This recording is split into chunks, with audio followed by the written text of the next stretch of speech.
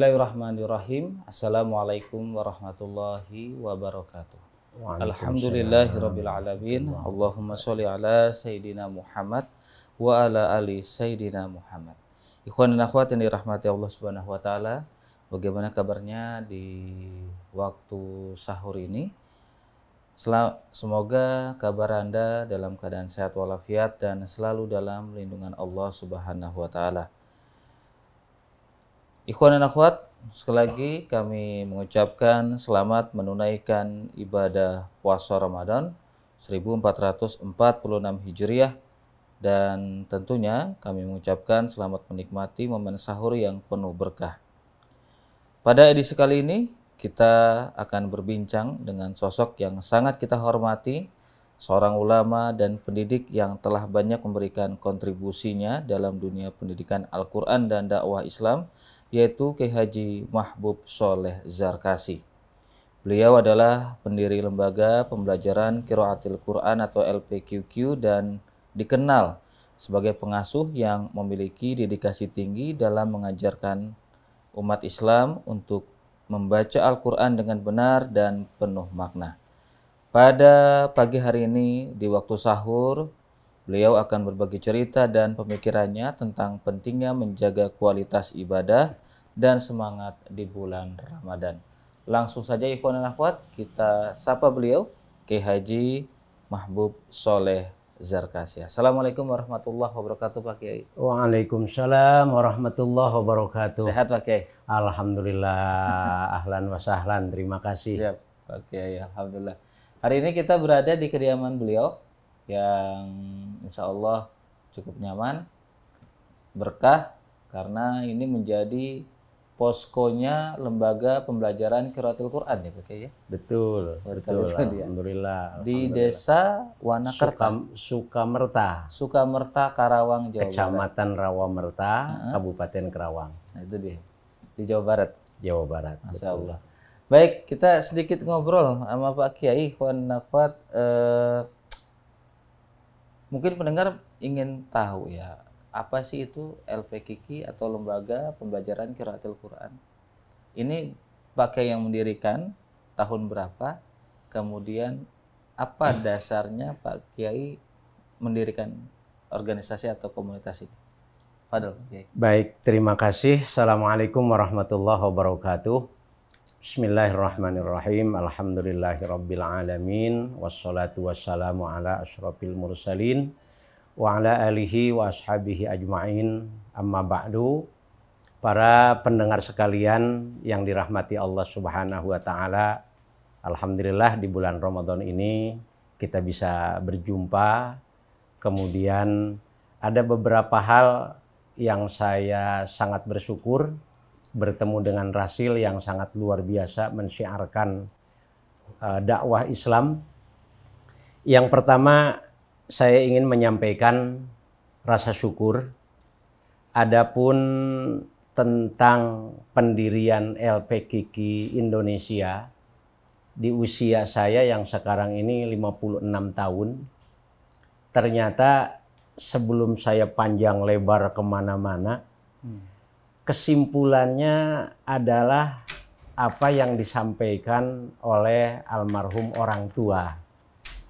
Orang tua dulu kalimatnya sangat pendek, tetapi setelah 56 tahun perjalanan saya, ternyata semua itu adalah sebuah ikhtiar. Akan tetapi takdir kehidupan kita, rezekinya, dan lain sebagainya, itu memang sudah termaktub. Kita hanya wajib ikhtiar saja. Saya ingat orang tua saya dulu, pada saat saya mau berangkat tahun 76-77 ke Pondok Pesantren Buntet, Cirebon. Usia saya waktu itu SD kelas 2. Saya diantar. Kemudian beliau menyampaikan kalimatnya kalimat bahasa Sunda yang saya terjemahkan. Bahagia itu mudah. Beliau menyampaikan, pertama, bermanfaat untuk sesama. Kemudian yang kedua, syukuri dan jalani kehidupan itu sesuai takdirnya, bukan sesuai kemauan kita. Nah, dulu bahasa itu karena saya masih kecil, ya saya anggap wajar ketika orang tua mengantarkan anaknya ke pesantren, bahasa apapun dikeluarkan tujuannya memberikan motivasi.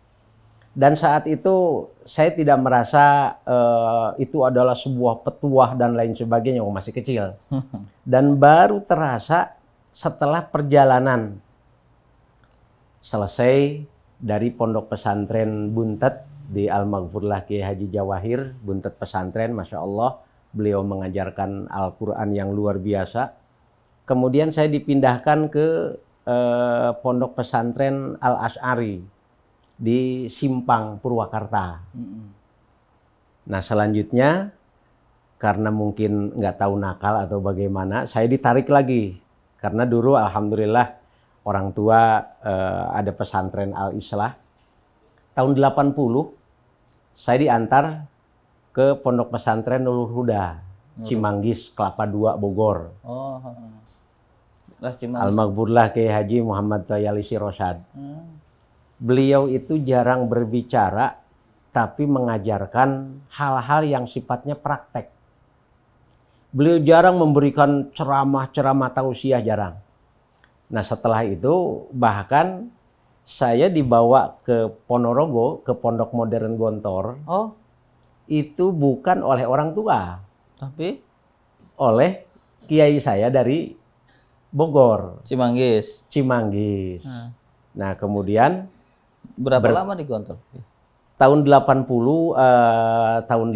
saya masih di Bogor, kemudian tahun 81 di Gontor itu apapun titelnya, apapun tingkatannya, dia sudah tamat SMK kah, SMA kah, atau sudah sarjana, masuk ke Gontor itu harus masuk kelas 1.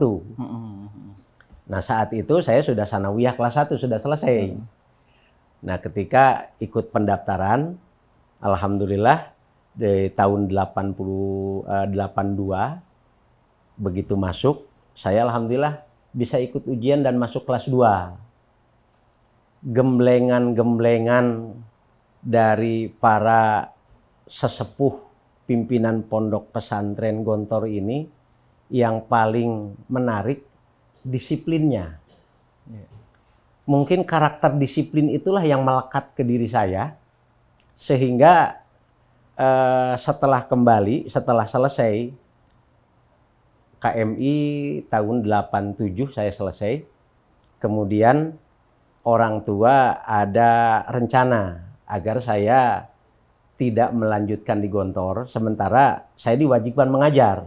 Masuklah saya di IPD, Institut Pendidikan Darussalam. Ngambil Usuluddin Perbandingan Agama. Semester 2 orang tua saya datang ke Gontor. Maksudnya silaturahmi ke Pak Kiai pimpinan Pondok Modern Gontor, karena saya rencana akan masuk ke Al-Azhar. Kairo, betul. Nah tiba-tiba beliau entah bagaimana duduk di depan rumah pimpinan pesantren, itu bukan tidak dilayani, karena mungkin sebaiknya Mahbub Soleh itu sampai selesai dulu. Tetapi kemudian karena memang kondisi orang tua sudah sangat sepuh, kembalilah akhirnya saya ke Karawang. Nah di Karawang ini justru bukan saya melanjutkan, saya diberi tugas mendirikan sanawiyah dan aliyah Al-Islah. Karena yayasan pesantren yang dibentuk oleh orang tua itu memang betul-betul hasil dari semangat kegigihan, karena saya tanya ke tokoh-tokoh yang seangkatan dengan beliau. Dulu waktu kecil, Masya Allah, saya selalu diajak karena mungkin karena anak yang paling tua, laki-laki. Bertemu dengan tokoh-tokoh itu saya selalu diajak. Masih kecil. Termasuk dulu itu dengan Pak Idham Khalid, Pak Kiai Muhammad Nasir, kemudian tokoh-tokoh seperti zaman dengan Almarhumlah Kiai Nur Ali Bekasi. Saya sempat dipertemukan, diajak-ajak sampai bertemu dengan Ki Sukron Makmun pun karena memang rivalnya orang tua. Kemudian termasuk dengan tokoh-tokoh NU. Tapi waktu kecil itu ya saya hanya diantar-antar. Termasuk dengan Ki Ilyas Ruhyat yang paling mengesankan. Saya dulu dengan pimpinan pondok pesantren di Manonjaya, saya masih kecil, dipanggil Uwa. Jadi bertemu dengan tokoh-tokoh di masa kecil itu terekam. Gaya, cara dakwahnya, cara bicaranya Masya Allah, mengalir, tidak keras, tidak kasar, tidak provokatif.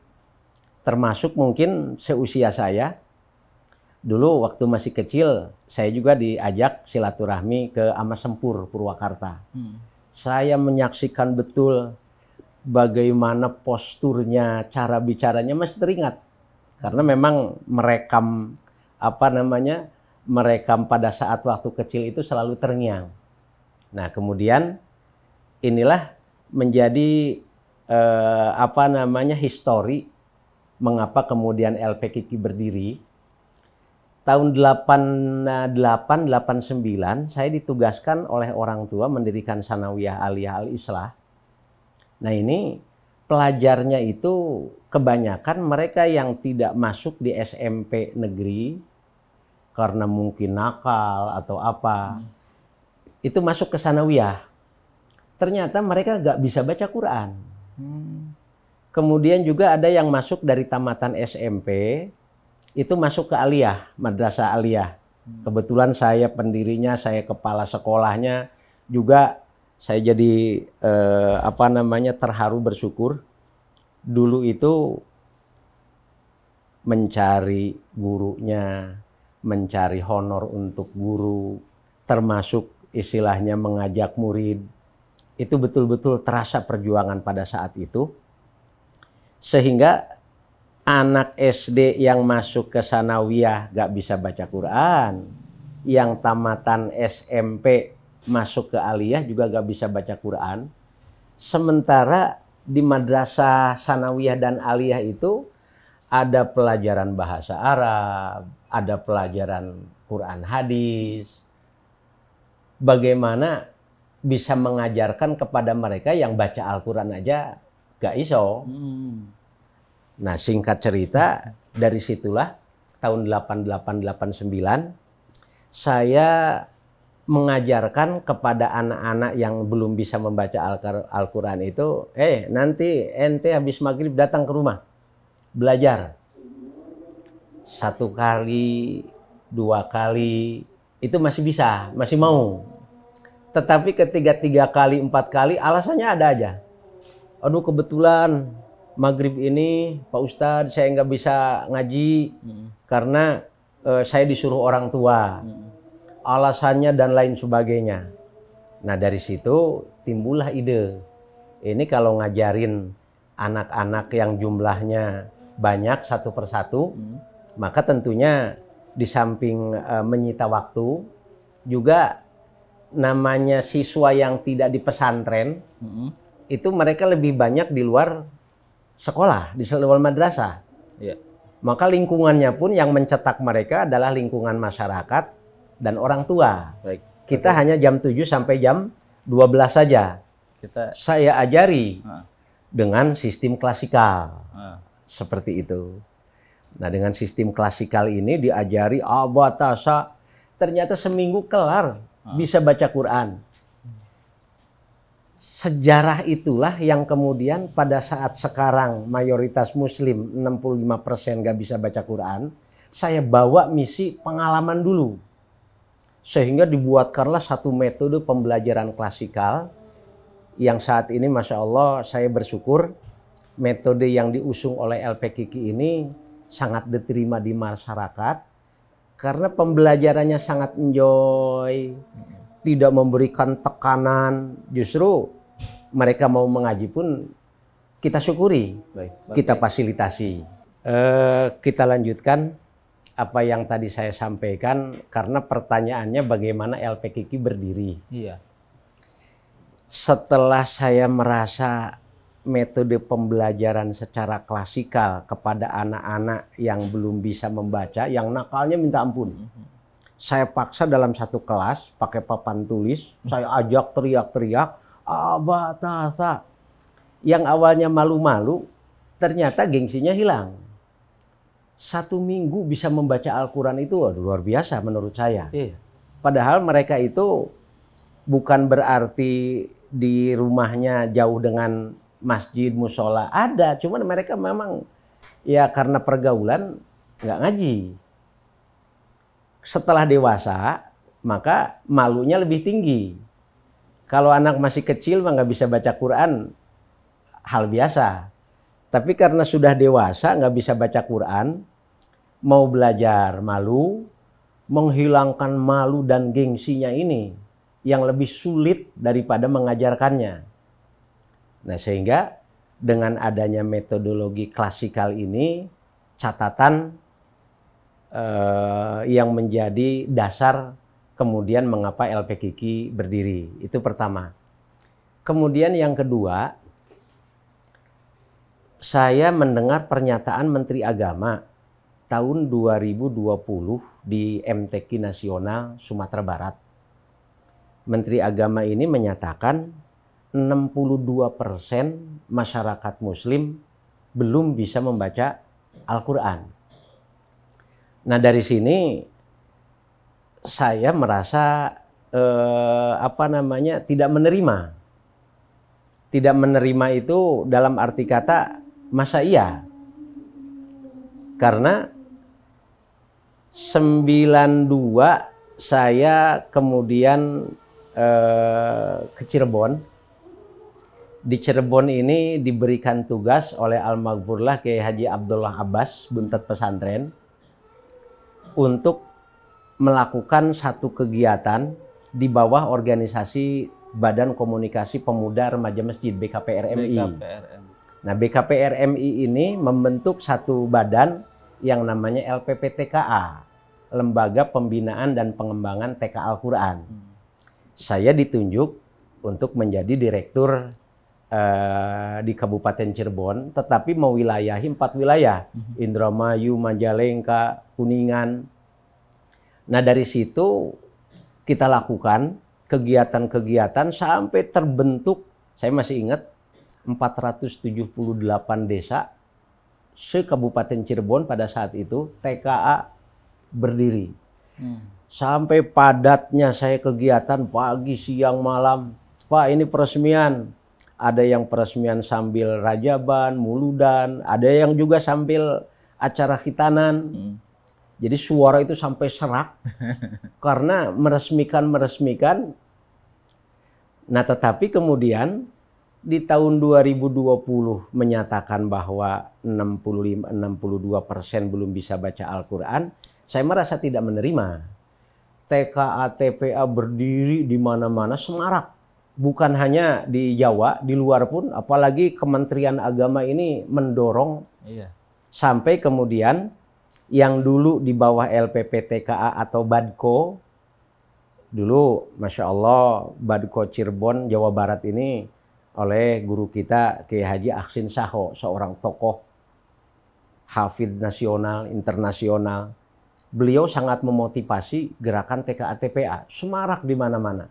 Begitu terbangun, alhamdulillah Kementerian Agama kemudian ikut serta membina sehingga TKA TPA itu di bawah pembinaan Kementerian Agama. Ini sudah sedemikian semarak. Pondok pesantren berdiri hampir di seluruh pelosok, tahfidz Quran dan lain sebagainya. Kok ISO 62%, bahkan ditambah lagi oleh almarhum Pak Komjen Pol Saprudin pada saat menjabat Wakil Ketua Umum DMI, beliau menyatakan 65%. IIKI, Institut Ilmu Al-Quran, menyatakan 72%. Itu ditayangkan formil di gedung MPR. Kita ajak guru-guru se-DKI Jakarta 800 orang lebih. Di sana dipaparkan di hadapan tokoh-tokoh, Pak Zulkifli Hasan juga hadir, Pak Wakil Ketua MPR Pak Yandri juga hadir. tokoh-tokoh dari provinsi kita undang ke situ, itu ditayangkan 72% berdasarkan fakta. Artinya itu orang-orang yang belum bisa membaca Al-Quran atau dianggap bacaan Al-Qurannya belum benar. Nah, sehingga dari situ inilah saya kemudian kembali kepada apa yang disampaikan orang tua saya pada saat kecil. Bahagia itu mudah. Pertama, bermanfaat untuk sesama. Kemudian yang kedua, jalani hidup sesuai takdirnya. Jangan memaksakan ingin sesuai takdir kita. Bahasanya ke sana. Pada saat dulu saya mendirikan Sanawiyah Aliyah, saya merasa terbebani karena kursinya sudah reot, gedungnya sudah mau ambruk. Kemudian saya berpikir, wah ini saya harus mendapatkan finansial. Karena saya juga masih ingat ketika ngaji, dulu alhamdulillah saya bisa ngaji pertama dari orang tua, termasuk Safina, kemudian Jurumiyah. Beliau dalam memberikan pembelajaran ba'da subuh, itu beliau menyatakan la budda lil alimi min malin wajahin. Pada saat itu kita nggak tahu itu sumbernya dari mana, kita tahu sekarang. Dulu waktu kecil saya cuma ingat bahasa orang tua, la budda lil alimi min malin wajahin, sampai hafal. Seorang alim itu harus memiliki kemampuan finansial. Wajahin, jahin itu katakanlah bisa diartikan fasilitas atau marwah, status dan lain sebagainya. Karena memang dengan dua ini seorang alim bisa berjuang lebih dahsyat, lebih maksimal. Nah, selanjutnya demikian juga pada saat saya menjabat 5 tahun saya menjabat sebagai Direktur LPPTK BKP RMI di Cirebon. Kendala kita adalah dana. Perjalanannya sangat panjang semenjak 96-97. Akhirnya saya memiliki misi bahwa saya harus bergabung dengan para pebisnis agar saya memiliki dana untuk bisa membangun satu gerakan. Jadi LPKIKI ini sebenarnya sudah saya rencanakan sejak di Masjid Agung Sumber Cirebon. Karena bukan hanya TKA TPA saja yang kita ajarkan, ini anak-anak remaja dewasa mulai tersentuh. Sampai saya sering berbicara di dalam beberapa forum bahwa memang kemuliaan Al-Quran itu sangat luar biasa, bisa menyentuh hati sekeras apapun manusia, sekekar apapun, sekuat apapun. Itu ketika menyaksikan ada anak kecil di televisi, ada nanti tayangan setiap Ramadan biasanya ada di RCTI atau di apa, itu ada lomba tahfidz Quran. Sampai anak yang tidak bisa melihat, yang tidak istilahnya disabel atau apa itu? Tunanetra gitu. Anak berkebutuhan khusus. Iya, yang berkebutuhan khusus. Ternyata yang gelagapan mau ngomong aja ketika baca Quran lancar. Anak kecil dengan kemampuan terbatas bisa hafal Quran, disaksikan oleh seorang manusia yang gagah, kekar, hatinya pun masih keras. Ketika dia menyaksikan ternyata luluh. Nah, waktu di Cirebon ini pun kita mengadakan ada festival anak soleh, anak-anak TKA. Anak kecil bisa membaca Al-Quran, Masya Allah. Ini yang tua-tua sudah mulai tertarik. Metode yang saya dulu 8889 di Sanawiyah dan Aliyah Al-Islah, itu pun saya praktekkan. Saya bentuk Majelis Taklim Nurul Huda. Jadi remaja ini dikelompokkan. Bahkan dulu di sini di rumah, di ruangan, itu sampai padat. saya ingin anak-anak ini sanad Al-Qur'annya ke bapaknya, ke saya. Sehingga saya mengajari anak, kalau hanya 1 orang, 2 orang, barangkali malas-malas. Saya kumpulin sampai 100 lebih, sampai padat di sini. Seragamnya saya bikinin. Ingat betul. Tahun berapa itu, Pak? Baru-baru tahun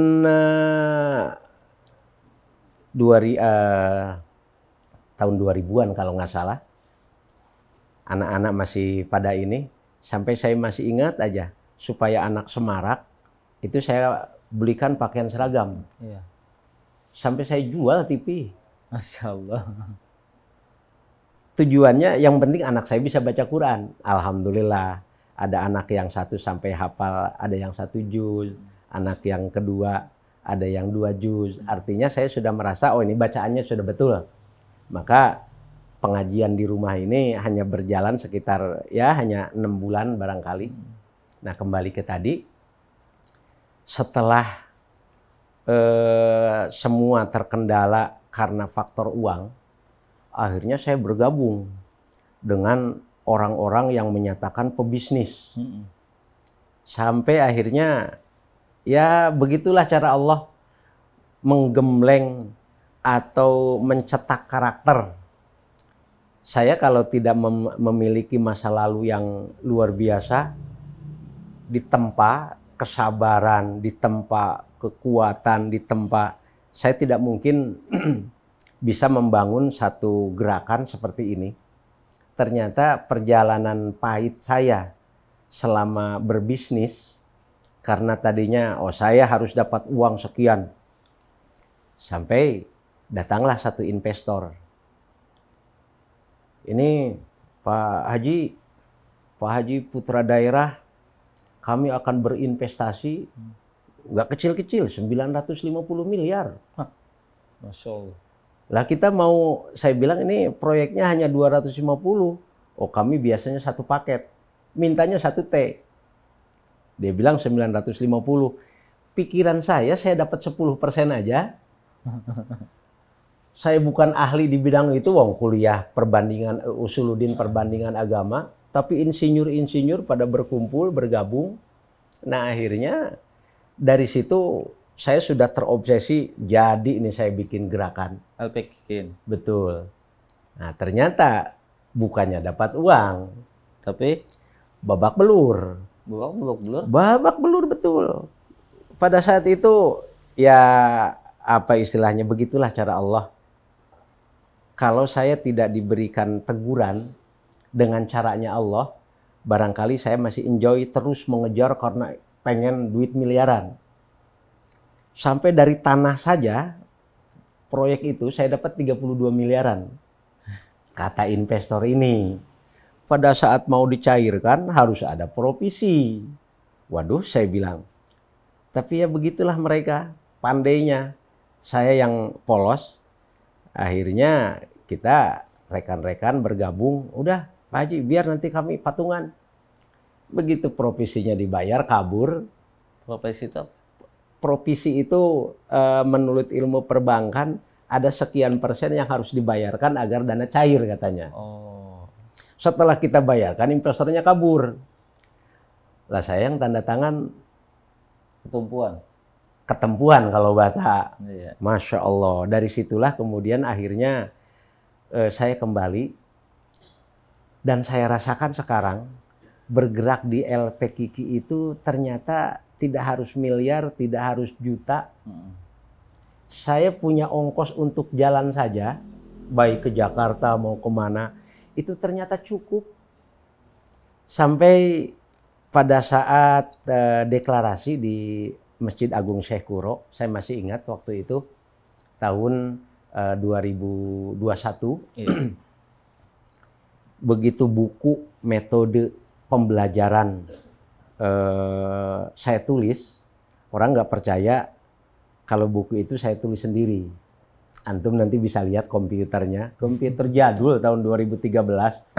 Saya tulisnya aja di Excel sampai orang pada ketawa. Kok antum bisa pakai ini kan harusnya pakai Word. Nah, saya bilang saya bukan ahli komputer. Sampai terus saya ulang-ulang. untuk meluruskan pinggir dengan pinggir, di monitor itu saya pakai penggaris, lurus atau enggak.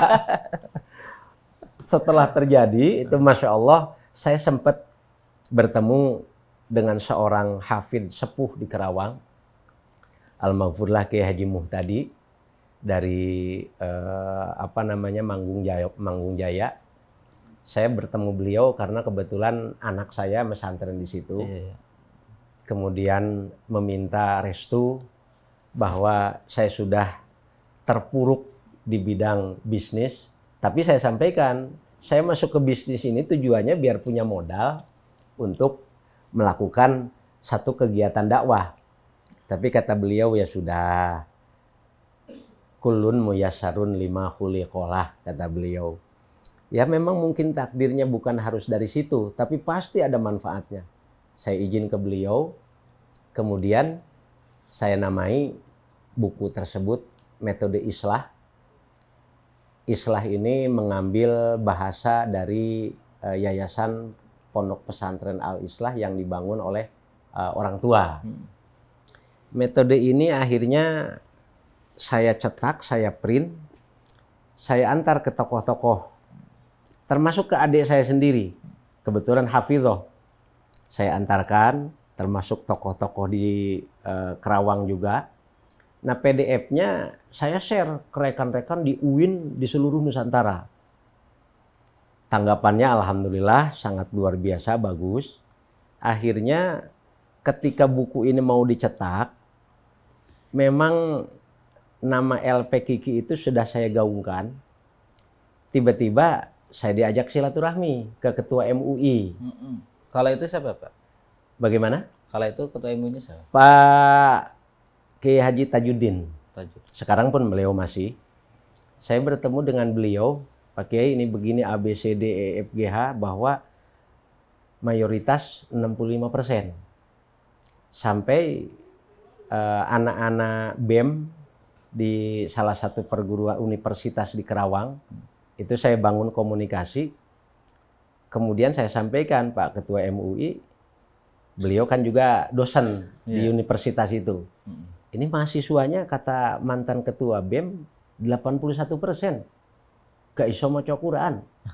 Nah, akhirnya beliau dari situ mulai memahami, sampai saya bertemu dengan dekan PAI-nya, diundang pada saat penataran metode Islah ini, kita sampaikan, ya akhirnya alhamdulillah terespon.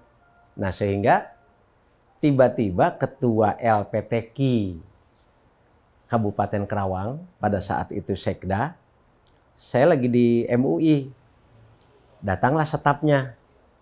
Masya Allah Pak Ustadz, saya ditugaskan oleh Pak Sekda ini untuk mencari antum. Karena saya lihat di Facebook, di LP Kiki call center, itu nomornya nggak dihubungi. Saya bilang itu baru draft, nomornya pun saya baru tulis. Begitu bertemu di situ, mohon dengan sangat, ini akan saya minta selfie, dia selfie, dikirimkan ke Pak Sekda. Singkat cerita, sore itu diundang. Saya ke Masjid Agung Syekh Kuro, baru naik motor turun sampai di rumah. Begitu sampai di rumah, ini staf Sekda ini telepon, Pak Ustadz, Pak Ngersa, bahasanya. Ini kebetulan Pak Sekda meminta, saya masih ingat waktu itu hari Kamis, ditunggu setelah sholat asar. Aduh, saya bilang saya baru turun. Karena beliau sangat sibuk, mohon dengan hormat. Akhirnya saya didampingi sama rekan yang sekarang juga sama-sama di LP Kiki, Pak Haji Dedi Rusmiadi. Kita datang ke Masjid Agung Syekh Kuro. Bertemulah dengan DKM-nya. Kebetulan ternyata Pak Sekda ini yang juga sebagai ketua LPTQ, dia adalah ketua DKM.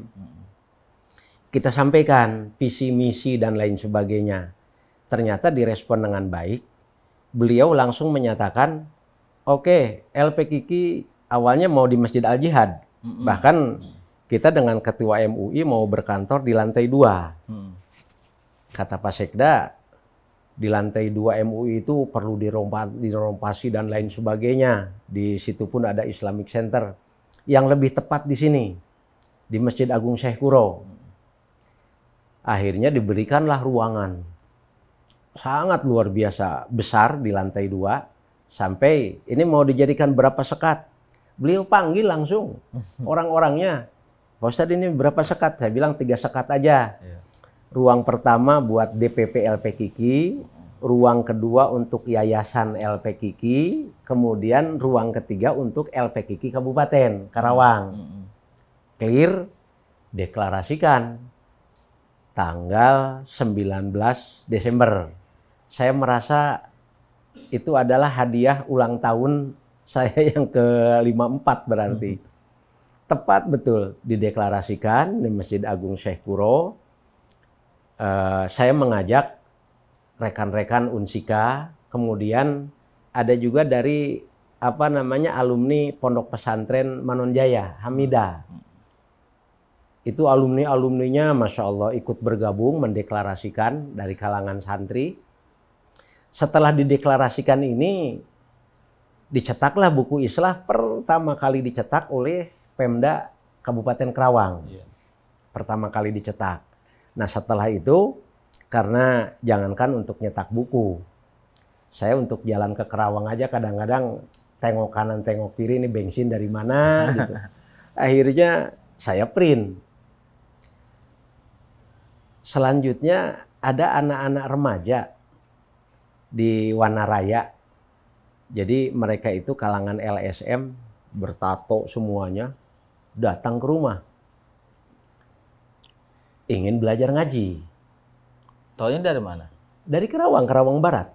Taunya bisanya sampai di sini tuh gimana ceritanya? Karena memang rekan-rekan dari mahasiswa, itu kan dia bergaul dengan rekan-rekan di LSM.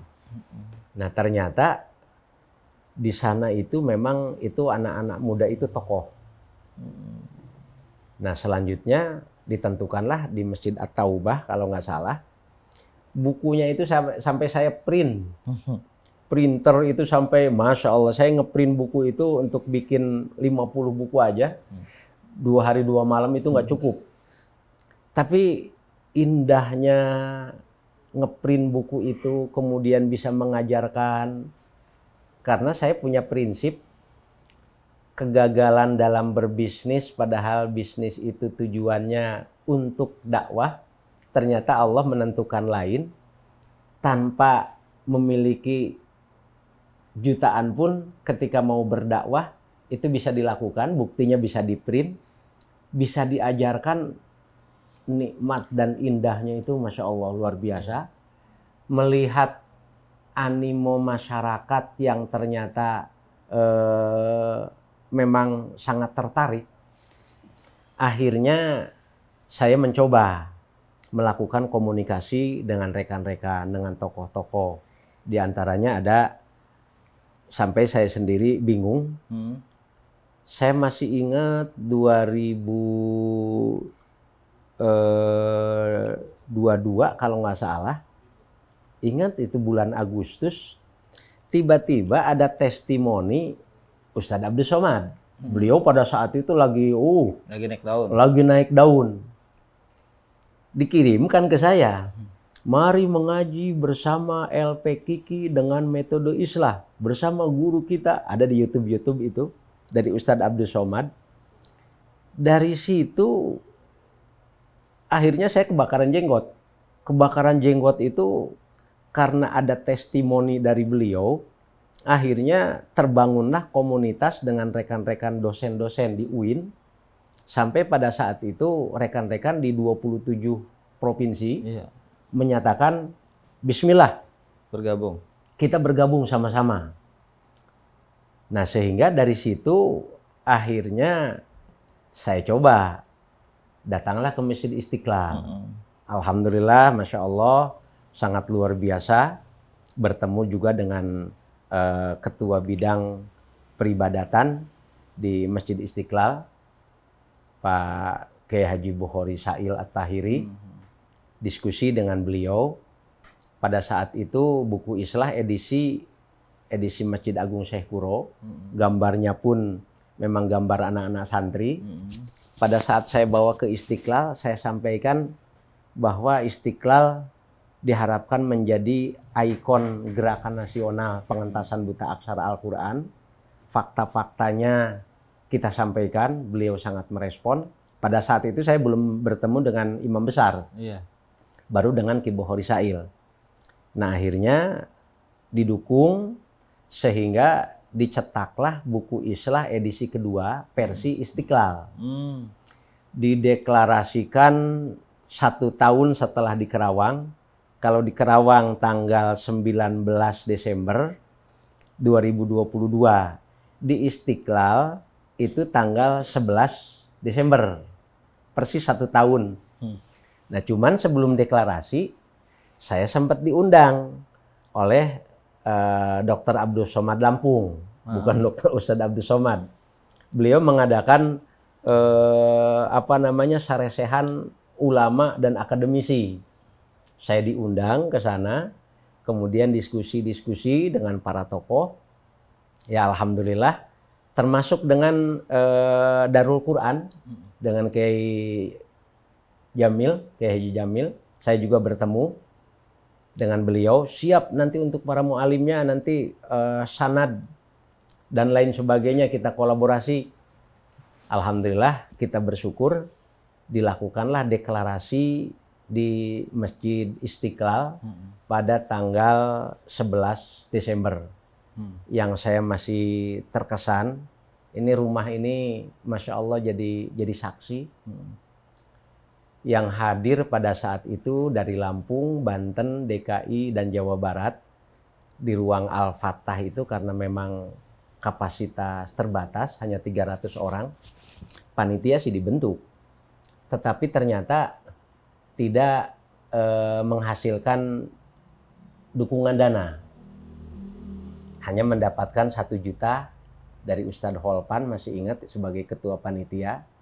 Sementara kita harus menyiapkan buku, 350 konsumsi, kemudian perlengkapan bendera, tiang-tiangnya. Karena memang tidak ada, ternyata betul bahwa untuk berdakwah itu jangan nunggu punya uang.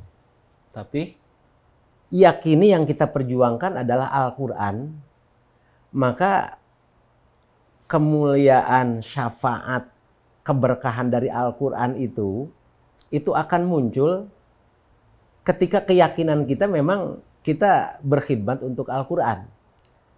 Kalau untuk hal-hal lain, itu pasti akan ada pertanda-pertanda yang tidak baik. Dan ini saya rasakan betul. Saya selalu kalau ditanya gimana silsilah deklarasi di Istiqlal, tiang bendera saya bikin sendiri di rumah, sampai dudukannya, sampai benderanya. Bukunya bawa 350 itu cukup berat. Saya ajak anak berdua. Naik apa ke sana, Pak? Bagaimana? Naik ke sana naik apa? Karena memang di rumah saya motor nggak punya, mobil pun nggak punya. Tapi dasar ketika waktunya, tiba-tiba pas mau berangkat, saya telepon teman. Biasanya teman itu kalau saya telepon ada mobil bisa dipakai enggak? Waduh, mau ke sana kemari. Tapi pada hari itu, pada saat saya tanya, bisa mobilnya dipakai, ini kita mau deklarasi. Oh silakan Pak Ustadz. Akhirnya pakailah mobil. Oh mobil doyok, tapi alhamdulillah masih bisa sampai ke Istiqlal. Sampai pada saat itu, terharu. Mau berangkat jam 11.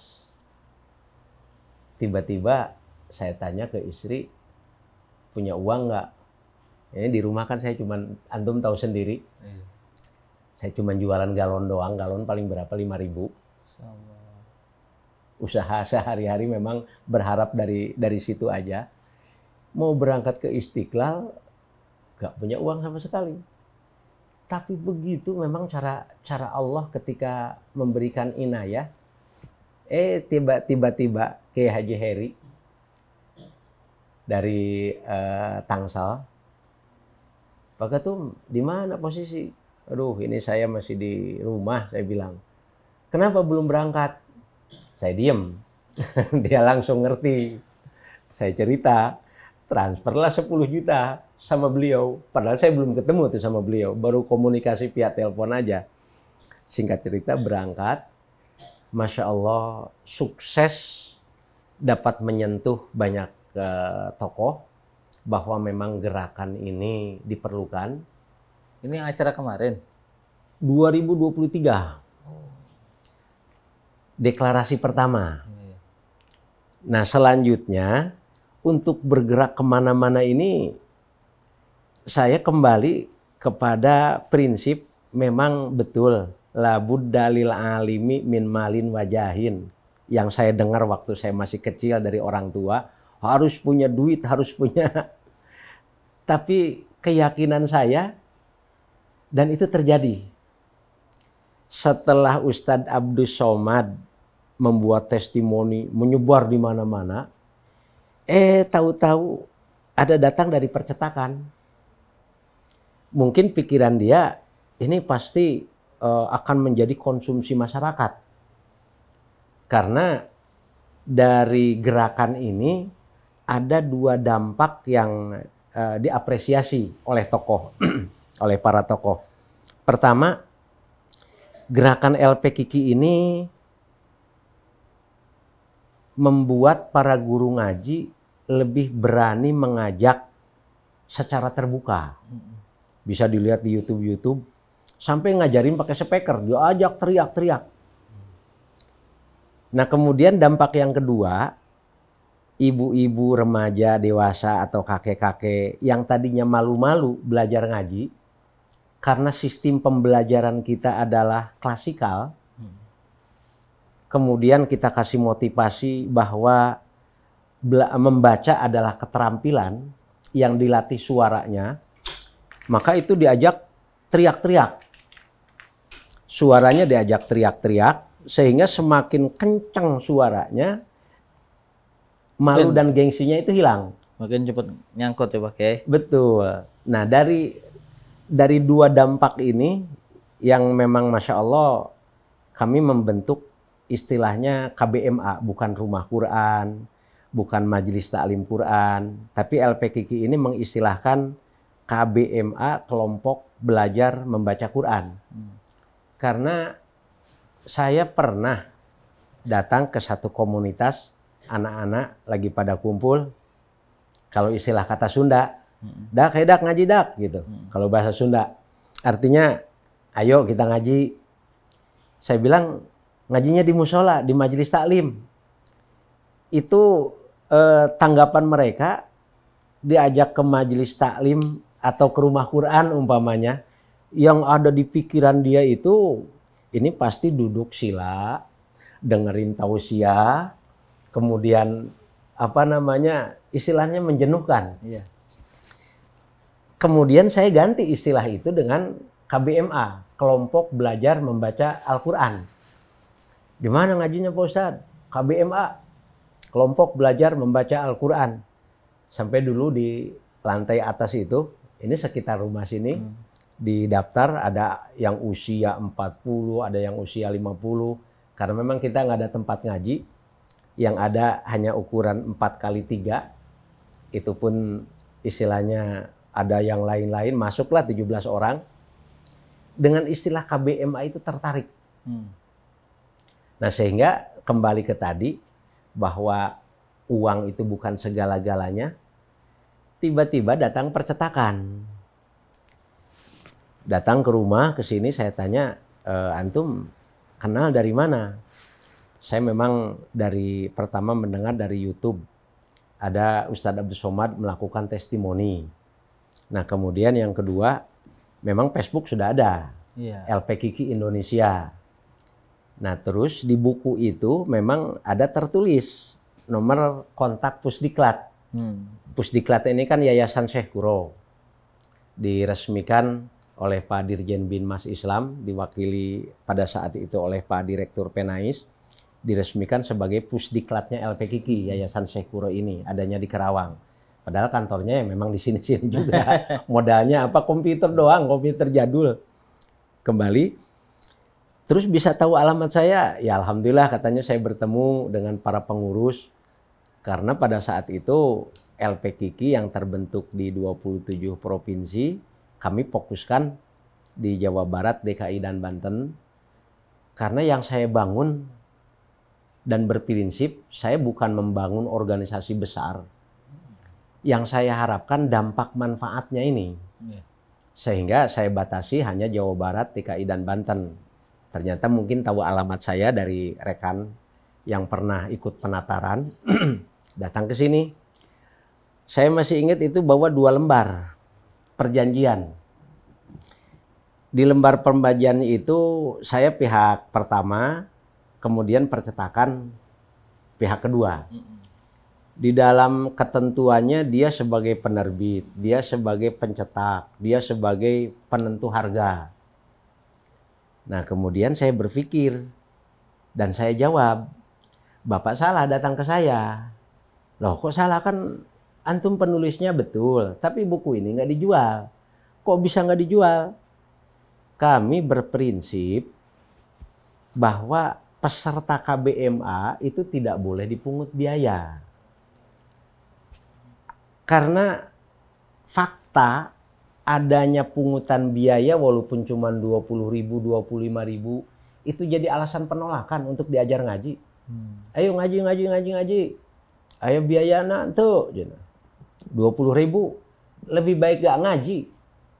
Padahal cuma 20.000. Nah, dari situ saya menggaungkan satu misi bahwa pengurus LPKIKI harus bisa menjadi pelayan bagi guru ngaji. Guru ngaji ini di LPKIKI diistilahkan mu'alim, nggak pakai istilah ustadz. Pengurus LPKIKI harus menjadi pelayan bagi para mu'alim melayani para peserta, dan harus gratis. Nah, dari situ si penerbit ini di lampiran paling bawah ada amplop. Saya pikir biasa-biasa, cek 4,5 miliar. Saya bilang ini untuk apa? Ya ini sebagai royalti. Waduh, saya bilang ini luar biasa. Saya langsung berpikir ketika saya berhadapan dengan pebisnis yang hanya berpikir materi, semakin kita banyak bergerak, otomatis semakin banyak buku. Otomatis semakin memperkaya. Pada saat itu spontan di pikiran saya begitu.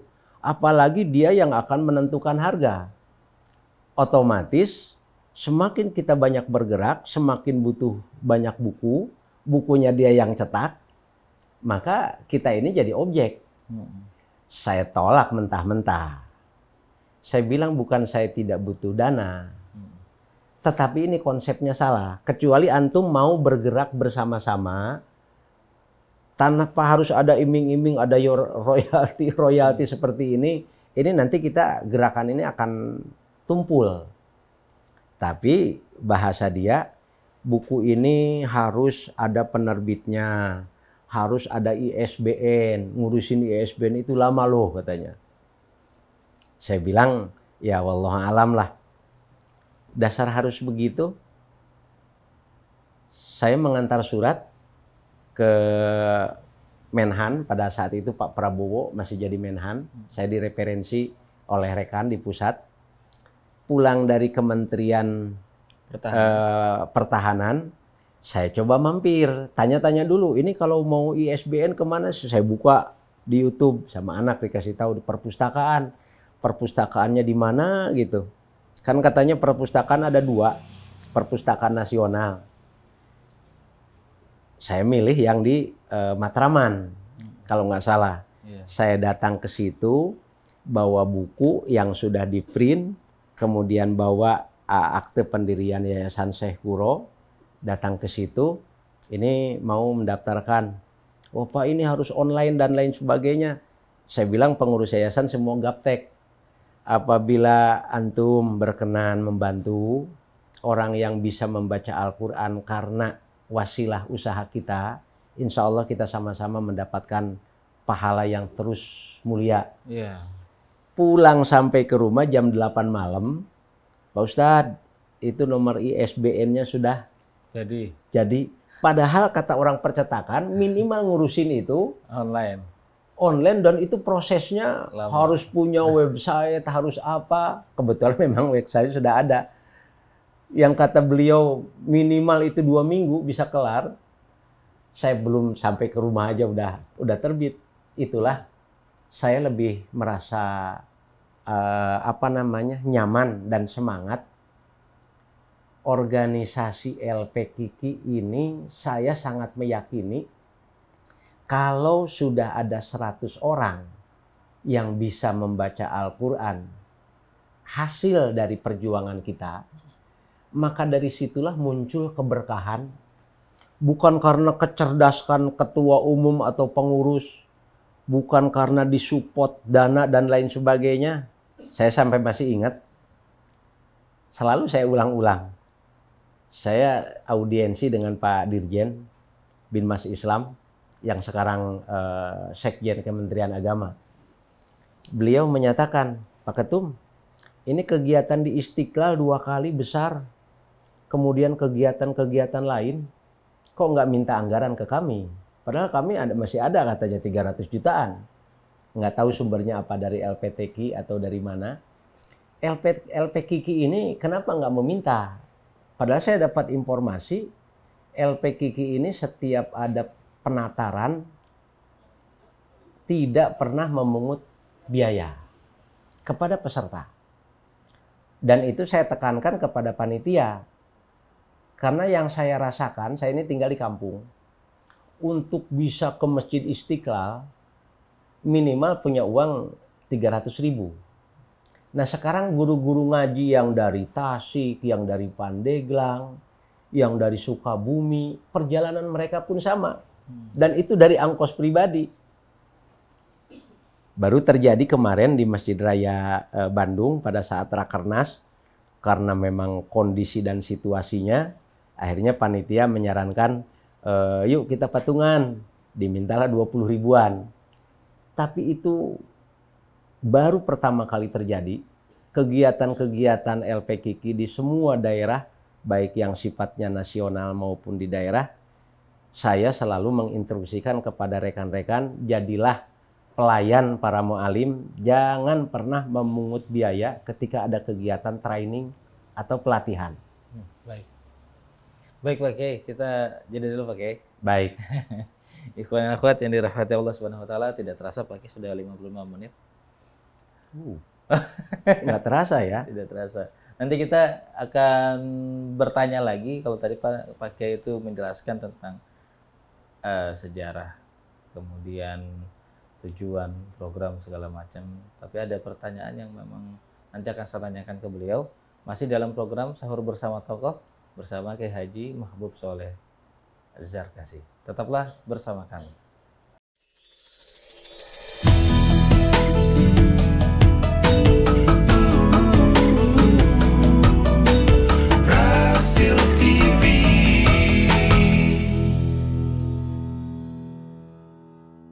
Sahur bersama tokoh Ikhwan dan Akhwat masih di kediaman Kiai Haji Mahbub Soleh Zarkasi, Ketua Umum Lembaga Pembelajaran Qiraatil Quran. Kami saat ini, saya Wiagus, kemudian ditemani Ondi dan juga adik kita ada Damar dari SMK Negeri 4 Kota Bekasi. Berada di kediaman beliau di daerah Karawang, Jawa Barat. Kalau tadi Pak Kiai bercerita tentang bagaimana pola pendidikan yang Pak Kiai dapatkan itu membentuk karakter seperti yang Pak Kiai saat ini rasakan. Kemudian juga tentang berdirinya LPKIKI ini yang memang tidak melulu profit oriented begitu. Nah, yang jadi pertanyaan dan ini mungkin bisa Pak Kiai berikan pencerahannya kepada kami adalah Pak Kiai ini kan sibuk ya di LPKIKI. Kemudian tidak mencari profit oriented. Misinya bukan itu, tapi misinya adalah bagaimana mengentaskan buta huruf Al-Qur'an di kalangan kaum muslim. Lalu bagaimana untuk keluarga Pak Kiai? Iya. Karena kan Pak Kiai kan juga punya keluarga nih. Betul. Nah, ini strateginya seperti apa? Pak Kiai, monggo Pak Kiai. Ini terlalu pribadi barangkali ya, tapi nggak apa-apa. Ini Paling tidak ini bisa menjadi sebagai motivasi tahadus, ya. sebagai tahadus bin nikmah saja. Iya, siap. Kata orang bahagia itu apabila punya uang. Nah kemudian saya tidak munafik. Anak yang sudah tamat dari SLTA, ada juga yang sekarang sedang di Madrasah Aliyah kelas 3. Kemudian ada lagi yang masih kecil. Kemudian yang kedua, namanya dalam rumah tangga, ketika tidak memiliki beras atau apapun, itu pasti semua keluarga akan merasa bersedih. Termasuk keluarga kami di sini. Orang mungkin berpikir ini ketum dengan gerakan yang sudah kemana-mana, ekonominya tiba-tiba istri. Saya punya punya mesin RO yang kapasitasnya ya hanya mungkin 20 galonan. Dari situ saja awalnya hanya ke tetangga-tetangga, bisa dilihat di depan rumah itu dengan harga 5.000, betul. Memang hasilnya sehari paling dapat 30.000, 40.000, mana cukup. Seperti itu. Nah sementara yang kedua, saya kadang-kadang suka diprotes. Sampai terakhir, baru tadi malam, Ketua DPW Jawa Barat yang baru ini, Kiai Haji Tata Muhammad Tasdik, luar biasa semangatnya. Beliau berikrar, saya akan memuliakan ketua umum, memfasilitasi dan lain sebagainya. Karena dia tahu, saya datang penataran ke Ciamis, ke Banjar, ke Bandung. Itu kalau ada panitia yang menanya, Pak Ketum hotelnya di sini, atau memberikan amplop, saya menolak, bukan saya nggak butuh. Bukan saya nggak butuh, karena saya berangkat pun kadang-kadang ya pinjam dari temen, kadang-kadang ada aja. Nah tetapi yang saya ingin, yang ingin saya tunjukkan dan nikmatnya beda. Saya pulang menatar bawa amplop, dengan saya pulang peserta bahagia, nikmatnya berbeda. Sehingga saya sempat sampai marah-marah, itu ada namanya Bu Herawati. Ini katanya ketum, saya bilang jangan. Dari sini saya naik bis, turun di Cileunyi, Cileunyi naik ke Banjar, pakai elep. Karena memang untuk rental mobil, ya jangankan untuk rental. Tetapi perjalanan ini ternyata keluarga menikmati. Keluarga menikmati. Dan rezeki itu kalaupun istilahnya hari ini beras baru punya seleter, kemudian entah nanti dari mana, saya sangat menikmati karena kami tidak pernah kelaparan. Saya ini kebetulan perokok berat lagi. Dulu memang pada saat saya menulis itu dalam posisi yang lagi posisi ekonomi yang betul-betul di titik paling bawah. Sampai saya ingat ngetik menyusun buku itu terkadang saya hanya istirahat 1 jam selama 24 jam itu. Ini salah, diperbaiki, karena saya bukan ahli komputer, meluruskan aja kan pakai penggaris itu, salah dikurangi lagi, salah dikurangi lagi. Jadi 1 halaman itu bisa jadi 1 hari. Nah kemudian keyboardnya kan bukan keyboard Arab. Nggak tahu tangan saya karena mungkin terbiasa gitu.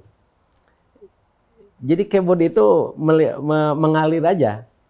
Pada saat saya menulis buku itu, situasi memang ekonomi lagi betul-betul sangat down. Sampai kopi malam dihangatkan pagi, itu saya merasakan. sampai pengen merokok, ya gengsi pasti ada. Tapi orang nggak tahu. Saya kadang-kadang waktu gelap cari-cari ada puntung yang agak panjang, saya ambil, saya kumpulin. Anak-anak tapi jangan tahu, saya simpen di atas. Karena kan kita harus tetap terlihat tegar. Sesulit apapun, jangan pernah menunjukkan kesulitan kepada anak istri. Harus tegar. Ya alhamdulillah, masa-masa sulit itu terlalui dan saya merasa dari keberkahan gerakan ini. Kalau saya mau berbisnis, ada kadang-kadang anak-anak Pusdiklat dulu buku itu dijual di Sulawesi harga 75, di Jakarta 65. Pemda Kerawang aja nyetak 80.000. Kemudian ada lagi di Kalimantan Barat. Sementara saya tahu biaya cetak berapa. Dan saya tidak pernah, sampai Pemda Kerawang, orangnya masih hidup. Ini royalti berapa? Saya bilang nggak perlu berpikir itu. Nah sehingga kalau istilahnya dengan cara yang tidak untuk berkhidmat, gerakan ini tidak akan berkah menyebar kalau orientasinya. Sampai anak-anak Pusdiklat, kebetulan anak-anak Pusdiklat memang diantaranya ada anak saya juga. Saya tahu biaya cetak berapa. Dulu karena berbagai harga saya tarik di Istiqlal, keputusan saya bilang 50. Nah sekarang ini saya turunin lagi. Saya tahu biaya cetak berapa, 25. Yang 5-nya untuk koordinator masing-masing daerah.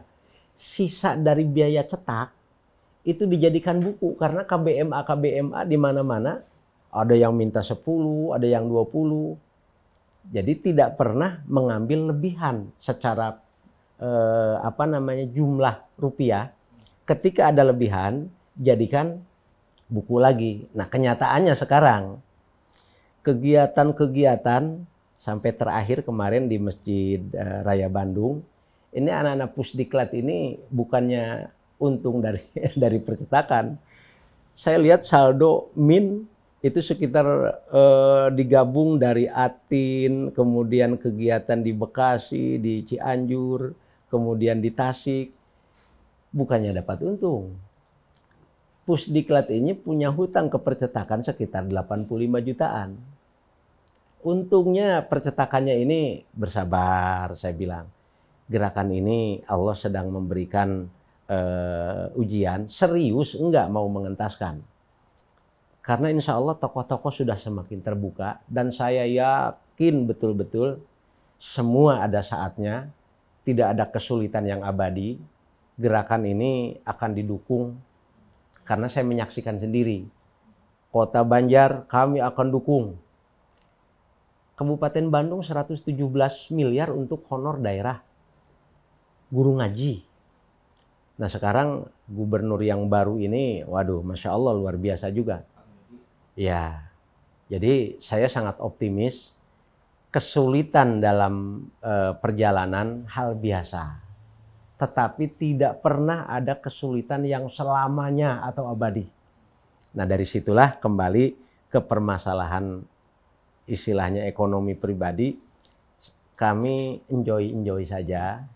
Walaupun serba keterbatasan, alhamdulillah kami tidak pernah kelaparan. Orang makan sehari 2 kali, kami pun ada pun masalah. Sampai kadang-kadang ada anak ijazahnya belum ditebus. Gara-gara memang tamat, belum, ya karena memang nggak ada dana untuk nebus ijazah. Baik-baiknya kalau ingin ada yang tanya tentang LP Kiki, menghubungi langsung ke Pak Kiai ya? Boleh dipersilahkan atau biasanya lebih mudah karena itu ada LP Kiki official yang juga sebagai Pusdiklat itu di 0852 1878 4317. Dipersilahkan nanti yang ingin berdiskusi atau saling memberikan support atau masukan, mari kita bangun kebersamaan gerakan yang sudah terbangun secara berjamaah ini jangan lagi dikelompok-kelompokkan, jangan karena berbeda metode, jangan karena berbeda visi dan lain sebagainya. Karena setan dari dulu yang menjadi sasaran empuk setan itu adalah para pecinta Quran. Baik. Mari kita sadari, jangan lagi mau dipecah belah, jangan lagi mudah kecewa. Dari kecewa timbul benci. Kalau sudah benci, maka setanlah yang menang dan kita yang tetap akan menjadi objek. Masyarakat kita yang belum bisa baca Al-Quran akhirnya terlalaikan. Baik, terima kasih Pak Kiai. Sama-sama. Jazakallah ikhwan dan akhwat. Alhamdulillah telah sampai di penghujung acara sahur bersama tokoh kali ini. Terima kasih telah setia menemani kami sepanjang sahur pada hari ini. Semoga obrolan bersama Ketua Umum Lembaga Pembelajaran Qiraatil Quran Kiai Haji Mahbub Soleh Zarkasi dapat memberikan inspirasi, semangat, dan keberkahan dalam menjalani ibadah puasa di bulan Ramadan 1446 Hijriah kali ini. Akhirul kalam, kami yang bertugas mohon undur diri. Saya Bi Agus ditemani Ondi dan juga ada Damar dari SMK Negeri 4 Bekasi. Undur diri. Subhanakallahumma wa bihamdika asyhadu alla ilaha illa anta astaghfiruka wa atubu ilaik. Ila liqa billahi taufiq wal hidayah. Wassalamualaikum warahmatullahi wabarakatuh. Waalaikumsalam warahmatullahi wabarakatuh.